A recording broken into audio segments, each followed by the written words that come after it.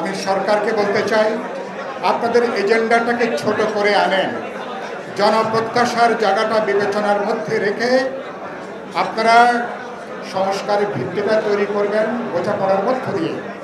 বিচারের ব্যাপারে সবাই আমরা ঐক্যমত্য, সবাই আমরা একতাবদ্ধ। সকল রাজনৈতিক দল অপরাধের বিচার হয়েছে তার বিচারটা চান। সুতরাং সংস্কার এবং বিচারকে নির্বাচনের মুখোমুখি দাঁড়ানোটা কোনো বিবেচনার কাজ হবে না।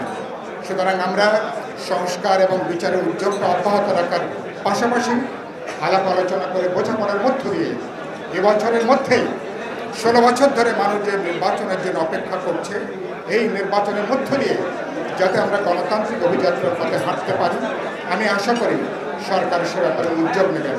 শেষে একটা ব্যাপারে কথা বলি। আজকে দেখলাম পুলিশ একটা সার্কুলার জারি করেছেন, জাতিসংঘের মহাসচিবের আসা উপলক্ষে তারা ঢাকার অনেকগুলো অঞ্চলে সভা সমাবেশ তারা বন্ধ করে দিয়েছেন। কি এমন ঘটনা হলো যে আপনি সচিবালয়, শাহবাগ থেকে শুরু করে পল্টন থেকে শুরু করে কাকরাইলের মোড় সব জায়গাতে সভা সমাবেশ আপনাকে বন্ধ করে দিতে হয়েছে? সরকারকে বলতে চাই, এটা যদি কোনো গণবিক্ষোভ থাকে, মানুষের মনে কষ্ট থাকে, এই পথে সংকটের সমাধান করা যাবে না।